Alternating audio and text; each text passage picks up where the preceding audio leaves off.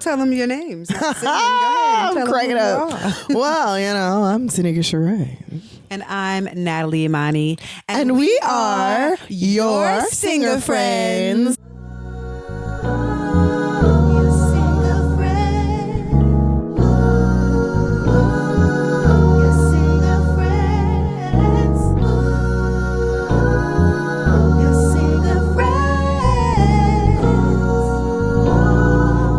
That's right. We your singer friends. Because who else? Who else would we be? I'm just playing. Anyway, welcome back, guys. Welcome. We have really had a good time out here in the single friend planet. Yeah. And I enjoyed this time with you. I enjoy this time with you too, singer friend. Drink my water so I can be able to talk because my voice is acting like it don't want to show up for work today. But today's topic, quite an interesting one. Mm-hmm. We have both been victims, I would say. Victims. Of such a terrible disease. Called perfectionism. Oof. Oh man. All right now. I don't even know where to start with this one because pull up a seat, guys. Pull up a seat.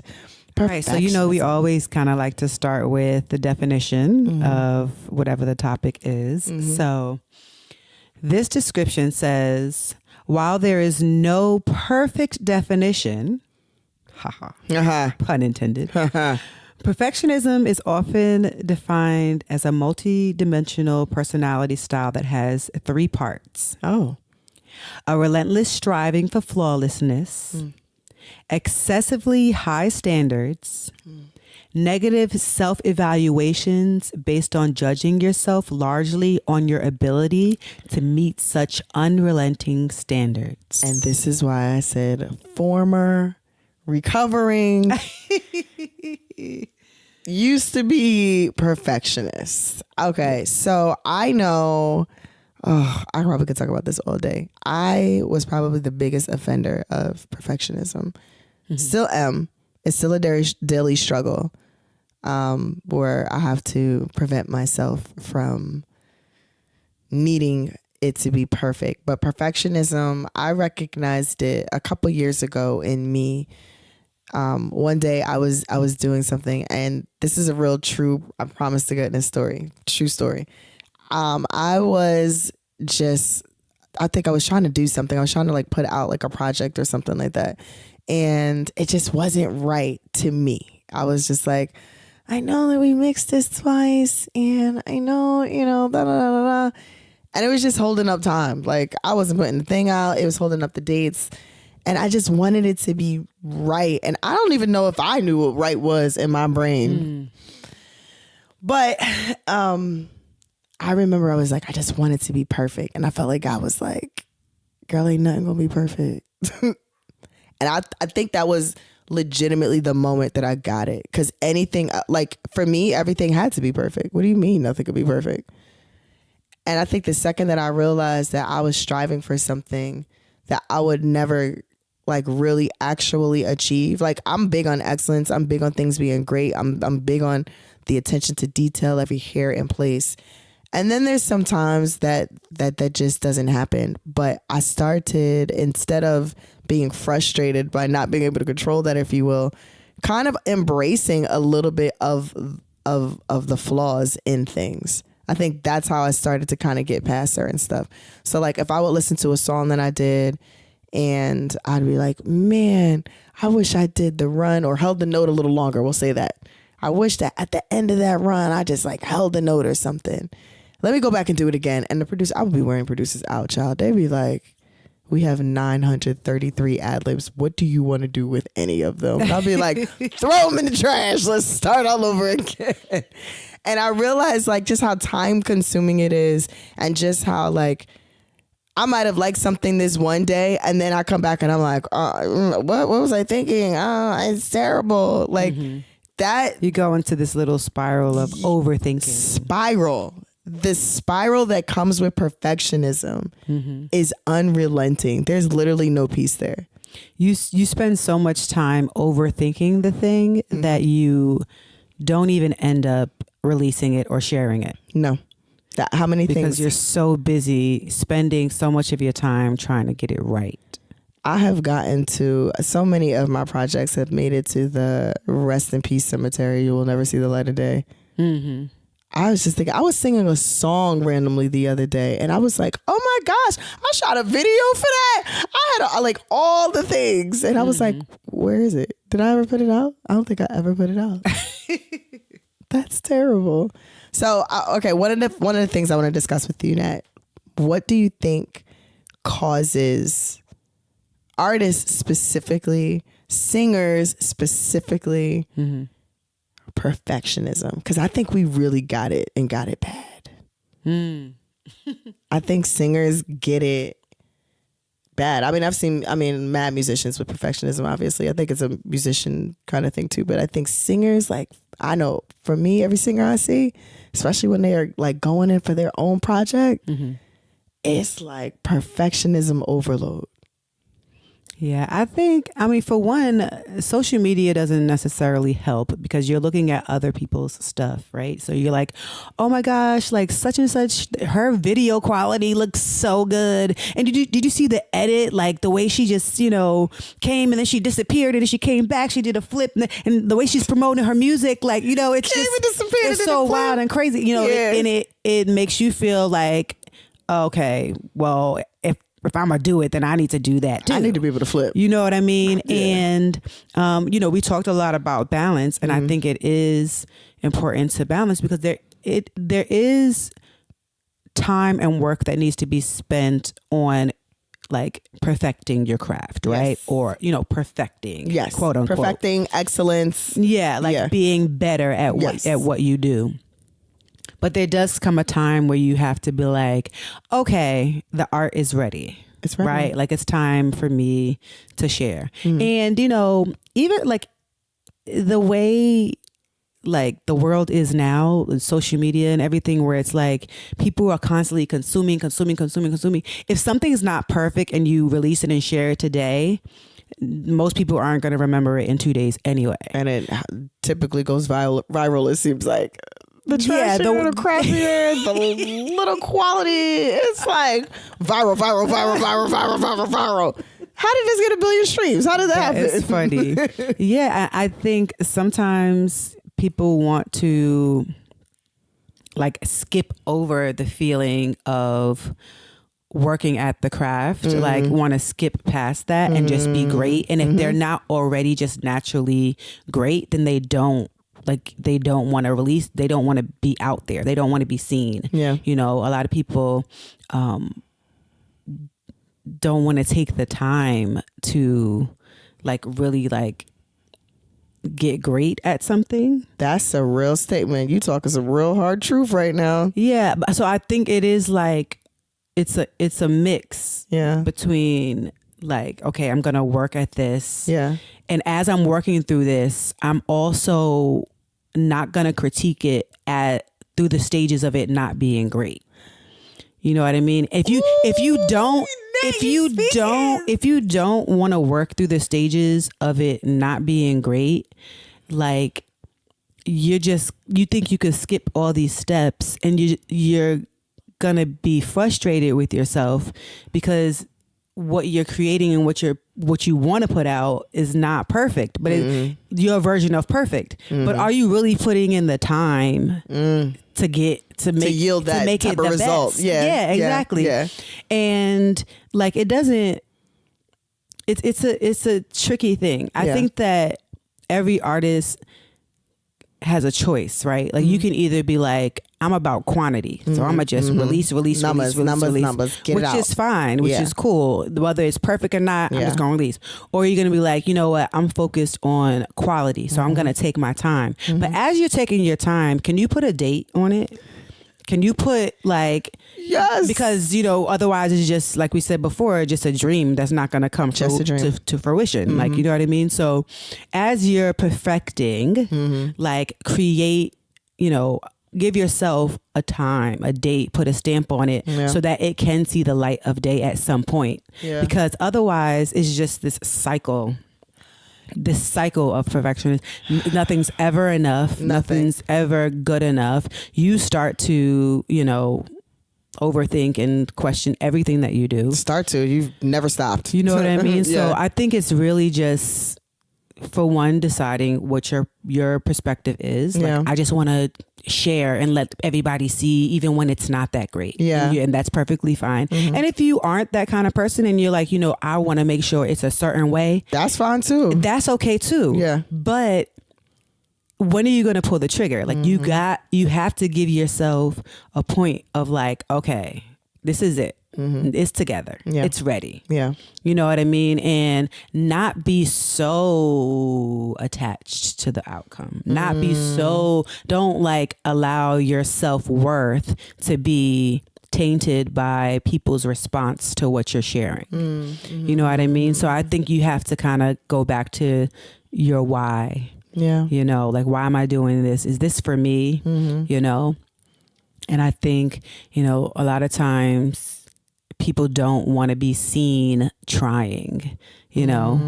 You're like focused on trying to be great, trying to be perfect, trying to be like this person, trying to be like that person. And while you're doing all these things, you're not really doing much of anything. Right. You know what I mean? You're not sharing it. You're not like figuring it out. You know, you're literally doing nothing. You're burning yourself out. You're going in circles. Exactly. And you're not releasing the art. Yeah. So basically, I hope I'm making sense, but what I'm trying to say is that there's really two perspectives when it comes to perfectionism. And either way you choose, whether you're like quality or quantity, at some point you have to decide that it's time to share it and let it be what it's going to be. And at the end of the day, not be so emotionally attached to the response and, you know, that. Yeah. Like in people's perspective and perception of you, people's views of you, you know? Yeah. I think you hit the nail on the head. I think one of the biggest things you were saying is really go into the why. You know, if your why is because I want everybody to like it, I'm gonna tell you now, because in the creative world, people be so scared to tell people, no, that ain't it. No, that ain't it. You know, that ain't it, because it expires. It definitely has an expiration. You can't satisfy folks. They're just fleeting. You know. Now, what I mean by that is, when you have fans and people are literally signing up for you, they're subscribing to your music, they love, you know, what you got going on, and they may offer some suggestions, or they're like, so say you put one album out and it sounds like one way, and then you put another album out and it sounds like another way, and they're like, oh, we like the first album. You know, even though you evolve as an artist, this is what these people know you from. So you do want to listen to them in that regard. However, you don't want to hang your entire career up on that, because the second they go, oh, we don't like track number 12, right? And you've put your entire stock and worth in that's going to crush you. You know, you can't, your art is your art. You have been created to create. And so whatever you create is going to be extremely unique to you. And you have to just be all right with that, you know, and be all right with how that shows up. And that doesn't mean that just put out the first version or any crappy thing of it. It just means that, you know, it can evolve, and it could either get drastically different, or it could just evolve incrementally and still kind of be the same. And you just got to be all right with it. You know, I think that I don't know. Like, I know, so I'll speak for myself. One of the things that helped me get over perfectionism was grace. I had to really, that first conversation that I had when God shut me down and told me I wasn't ever going to be God. And I said, all right, cool. I didn't want to be anyway.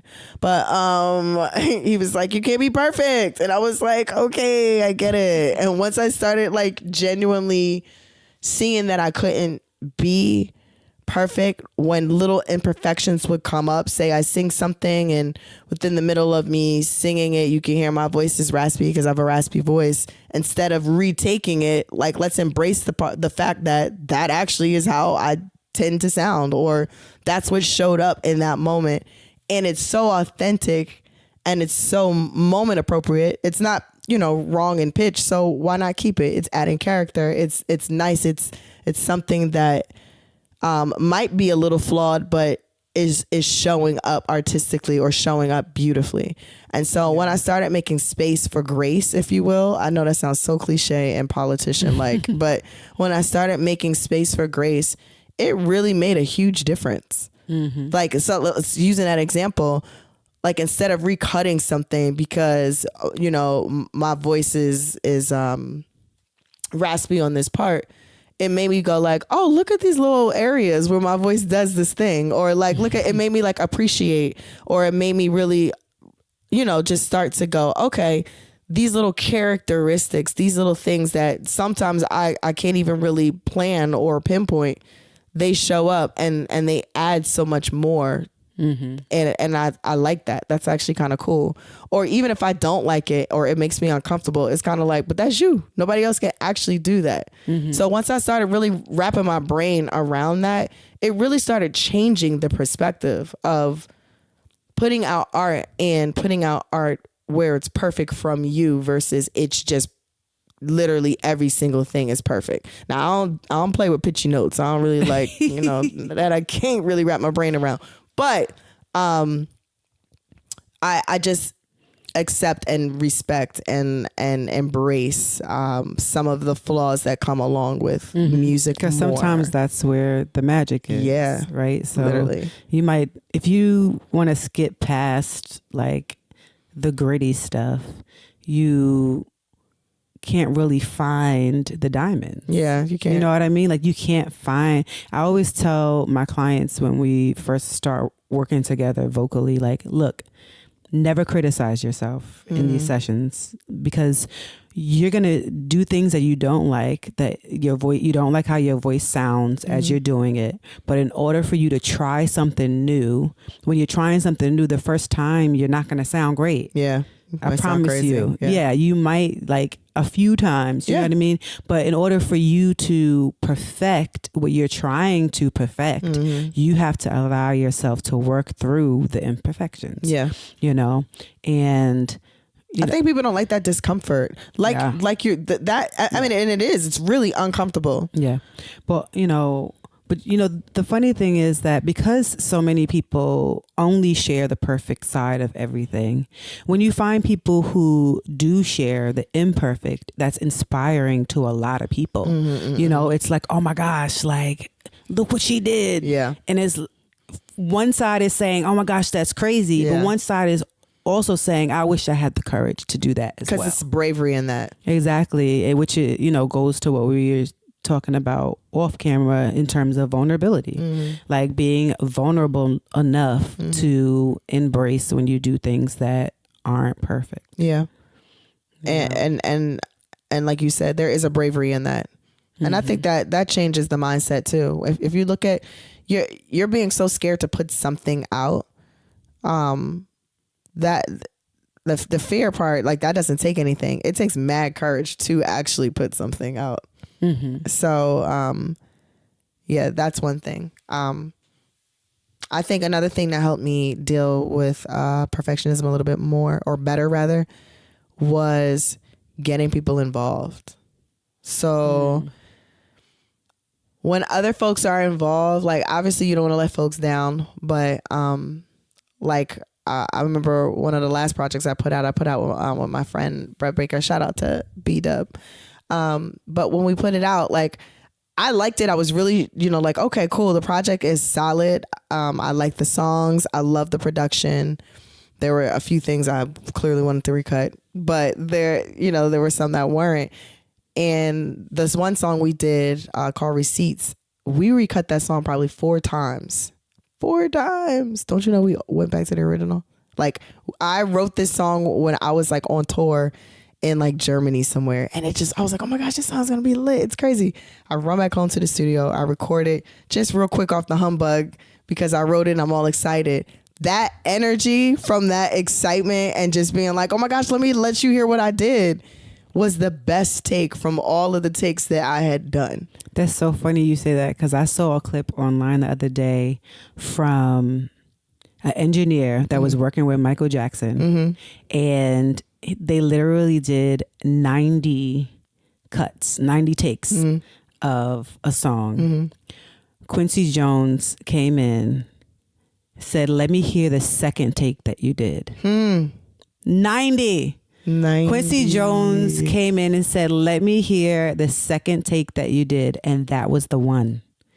That was the one. The first one, you got to get it out real quick, right? And then the second one, you're like, all right, cool. And you run it. And then anything after that is like, the second freaking take. Yes, that was the mix that actually ended up being the one that came out because Quincy Jones was like, that's it.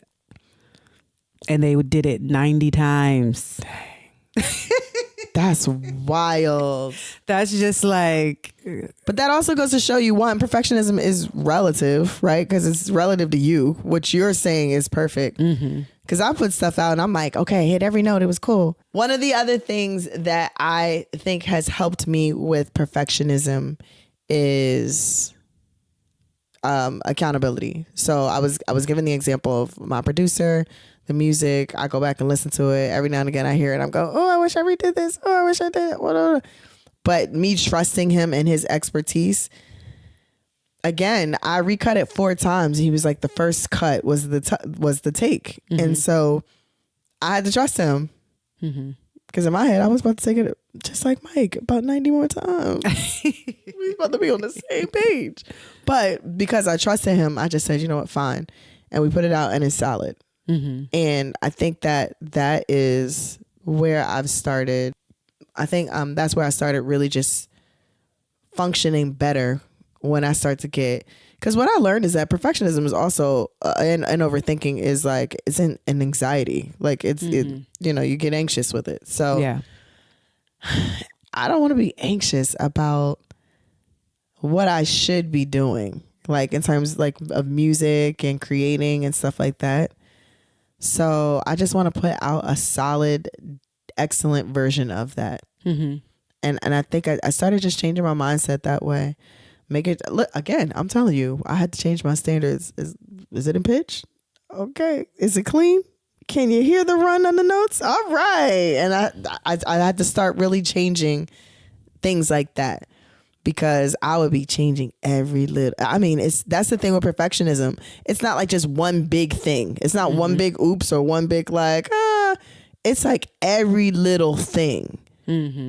Oh, wait, I think we can bring that up 1 dB. Okay, I think that we can do so. You know what I mean? Like, it's every single little thing. And it's like a million every single little things. And that is when it becomes dumb and overwhelming.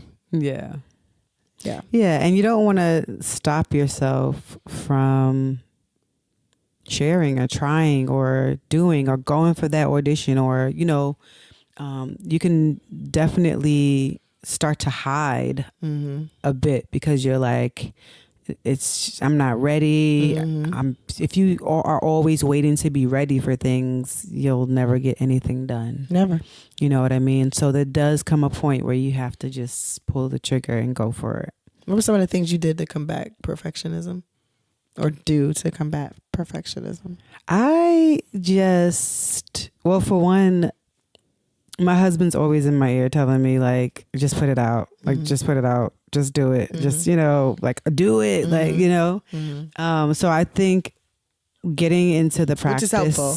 Yeah. I think getting into the practice of doing and sharing and completing, I think that kind of helps me with that perfectionism.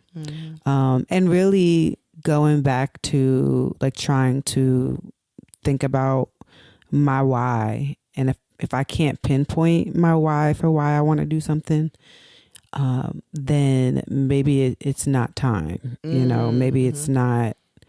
And I think I've only come up with that over like this past year. 'Cause I think thinking about, my why and how and all these things, it does help with being more intentional. For a while, I don't think I've really focused so much on being intentional. I've just shared and done and, put out, as we all have. Even though I was, trying to be a perfectionist in the midst of all of that. Which is sheer chaos. Because I've done the same thing. It's like being a perfectionist without a plan. It's just going along, sweeping behind somebody, dropping rice, basically. Yeah, so I think what's helping me now more with my perfectionism is allowing myself to be more authentic. Okay. And I think that's what's helping me a bit, because even like in one of the other episodes, I was sitting here and I'm like, we were done the episode and I was like, I don't even know if my skin was folded over or the, my belly was flapped over on the skirt, but whatever, you know what I mean? And it took time for me to get to a point where I'm like, I'm okay with me. I'm okay with that. It doesn't have to be perfect, so perfect all the time. You know what I mean? Like there's going to come a time where something's not exactly the way I want it to be. Like the hair wasn't where I wanted it to be, but I can't say, X the song, the episode, or X the song because I did this or that, like I have to be okay and just, and know that there's going to be more. Like that's not just it. Like, okay, that wasn't the greatest just now, but the next one's going to be great. It's going to be perfect. You know what I mean? My version of perfect, I think that's the important thing, like discovering my own version of perfect and not, what I think other people might perceive as perfect, or, what I want them to perceive me as being perfect. Yeah. I think a lot of times I generally deal with a bit of anxiety when it comes to perfectionism. In a lot of like areas, like when I go on a new gig where I'm like learning a million things, I don't necessarily like to be seen making mistakes or, not knowing something or constantly messing up a dance move. And that makes me feel a little stressed out when I'm not catching on, as fast or as quickly as I would like to. Yep. But which is natural. But I have to, one, trust myself, and two, know that I've done this 50 gazillion times, and that in the end I know it's going to come out perfect. It's going to come out the way I want it to come out. And just like allowing myself to be okay with the imperfections throughout all of that. So everything that I say and that I share, it's not necessarily because I've perfected it. It's because I've been through it, and I know what that feels like, and I know what it takes to overcome it. Perfectionism is just such a tricky thing, because, you really want it. You want the stuff to be right. You want it to come out right. You want it to, represent you the best way. More so, you want what you hear or what you're imagining to like really come into fruition the way that you hear it or imagine it. And so anything short of that is like, what is happening? Yeah, so I think it can be, helpful in some ways, because it does help you push to be greater. For sure. But you don't want it to be so bad to the point where it hinders you from moving forward. Yeah. I think the thing that has helped me also in pushing forward and actually like doing like putting something out and not getting caught up on the perfectionism is just really being excited and accepting that I get to do this too. And I know people keep saying, again, these little annoying cliches, but they be true. Like, embrace the journey. Like, you know, and there's just there's so much that you can learn. Like, you kind of, you hit the nail on the head. Like, some stuff you got to kind of go through it. You know, we kind of want to avoid all the discomfort. We want to avoid all the ugly. We want to avoid all the things that get us to, you know, version or even the prototype. Like, if you think of something of how things get to a prototype, there's like several things that get like that have to get done to get to the first prototype.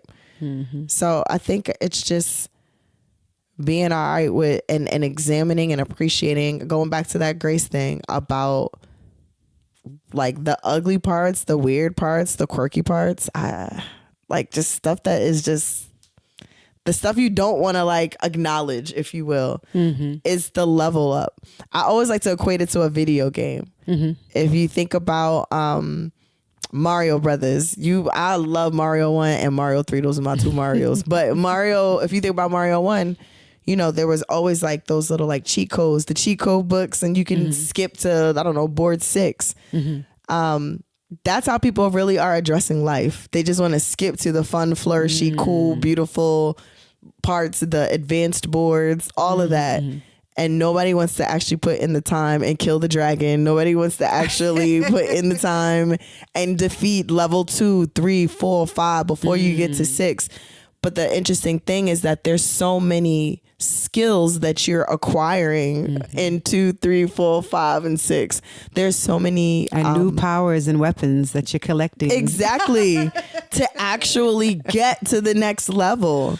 And because we want to skip the mud, we want to skip the dirt, we want to skip the discomfort, we just want to get to the shiny part. A lot of times we're ill-equipped. And so I would encourage a new vocalist that if you want to sing, you want to do music, you want to do whatever it is that you want to do, like really enjoy not enjoy per se, because there's some parts that aren't necessarily fun, but embrace it and really study it and learn, because the journey is really teaching you about you. So it shows you how you work. It shows you what ticks you off. It shows you what, you know, empowers you. It shows you a bunch of that. It shows you those things. So just take it, embrace it, and allow it to be told through your story. I think, because that's all perfectionism is control. I have attempted to control the story so much. And in that, it kind of jacks it all up. Yeah. And when you like embrace all of that stuff, you find that you are willing to take new risks. You're willing to try new things. Yeah. And all of those like feelings and emotions are things that will apply almost every time you try something new. Yeah. Anytime you try a new, you know, risk, like let's say, you know, you've never been in a Broadway play, but now you have the opportunity to be in a Broadway play, and you're scared and you're nervous, but you've been singing background for all these years. So you know what it takes to like learn new music. You know what it takes to perform. You know what it takes to put on a show. So you could use a lot of those skills, you know what I mean, and apply it to now being a Broadway singer. You know what I mean? So you're giving yourself all the skills that you need to keep taking new risks. So all those things that you're trying to skip, it's a part of every journey that you're in. Yeah. Like every new risk that you take is going to have those uncomfortable feelings. You know what I mean? So I think it's just like accepting that and continually accepting it as you continue to try new things, because it's part of the journey. It's part of going back to the embracing of it. And yeah, it might not all be comfortable, but at least just show up for it. Yeah. Show up for it, show up to do it. That's and just the job. The job is in the risk. Literally. Like, you know what I mean? Literally, like all those imperfections and not so fun things, like that's the job, you know? Pretty much, yeah. That's the whole lifestyle of it all. Literally. You just start to learn yourself more and find better ways and better systems to apply to, you know, your new journeys and new things that you try, you know? So, yeah, don't get caught up in the perfectionism cycle. Yeah. Just make a habit of trying, you know, not being afraid to be seen trying and putting the music out, putting the art out, you know, putting the podcast out, We are. Yes, putting the idea out, whatever it is, Yeah. like push past the perfectionism. Yeah. We have. Yes. We have. And we're still doing it. It is a process. It is something that we are signing up to go through and process through. Mm-hmm. Yeah. Yep. Perfect. Don't let it stop you guys. I like really didn't put out projects from perfectionism. Like I avoided a whole lot from perfectionism.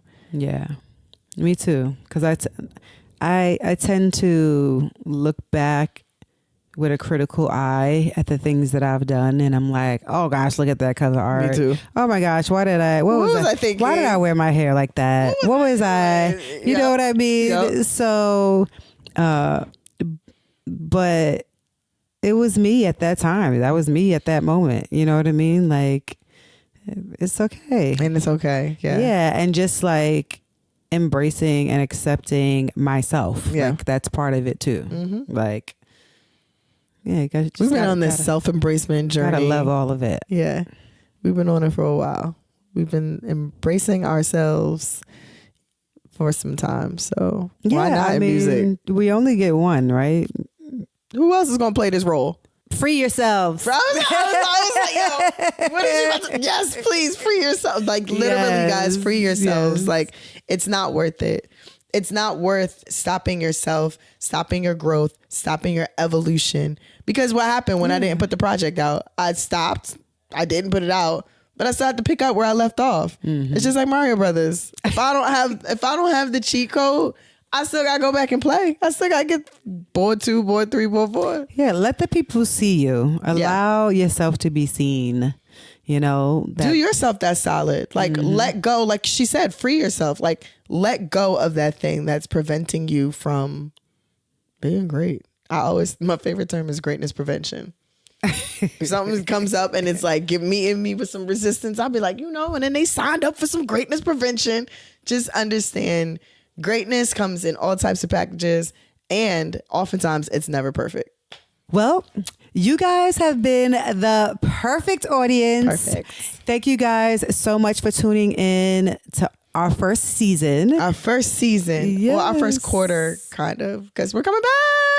Yes, for season 2. Yeah. Honestly, I don't know how seasons work. I just kind of made up the thing. I don't know if it's a season or not. But we're so glad that you guys came out and thugged it out with us. We're proud of ourselves. High five. Yes. So we love you guys. You guys are our singer friends. My name is Natalie Imani. Continue to follow us. You can find our podcast at Natalie Imani on Instagram, YouTube, Facebook, all of the things. And my girl, Tanikka Charraé, 2 Ks, 2 Rs, 1 N. Okay, 1 N, guys. But yeah, you can find me everywhere. Tanikka Charraé, Instagram, TikTok, Facebook, YouTube, all of it.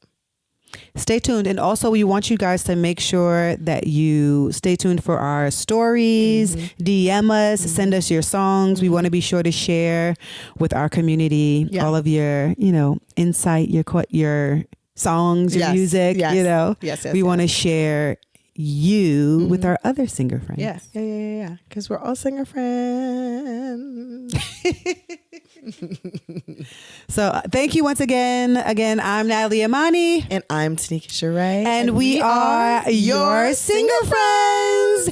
And we just want to say thank you for watching our show.